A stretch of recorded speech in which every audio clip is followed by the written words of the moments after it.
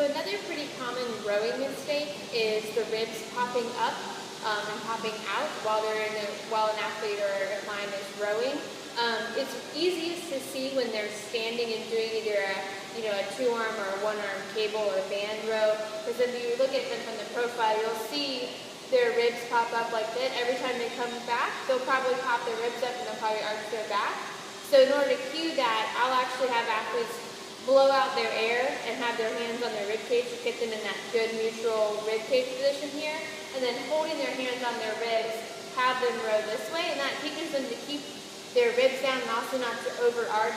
And as I stated in a previous video, not to crank down too far with their lats. What's harder to see is if they're doing a chest supported variation or if they're in a 3-point row variation. It's harder to see those ribs popping out.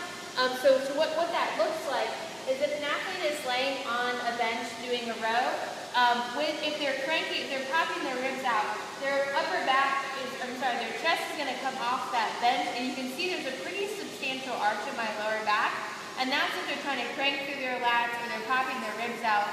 So from here, again, you want to cue them to blow out their air and kind of crunch their ribs down as they row, and then from there, have them retract their shoulder blades or pinch between their shoulder blades and maintain that ribs down position as they row.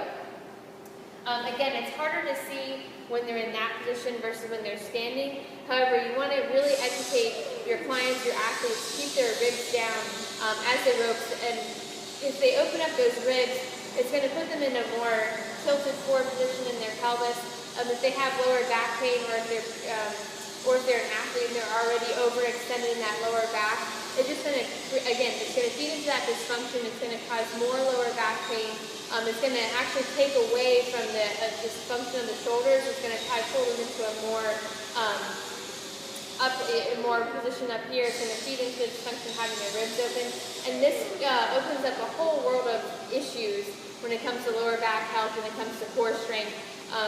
That's an issue for another day. But again, you want to make sure those ribs stay down in a more neutral position relative to the hip position. So we don't want to see the ribs popping out and the pelvis going down that way. We want to see the ribs right on top of the pelvis and staying in a nice, tight, neutral position as they're rowing.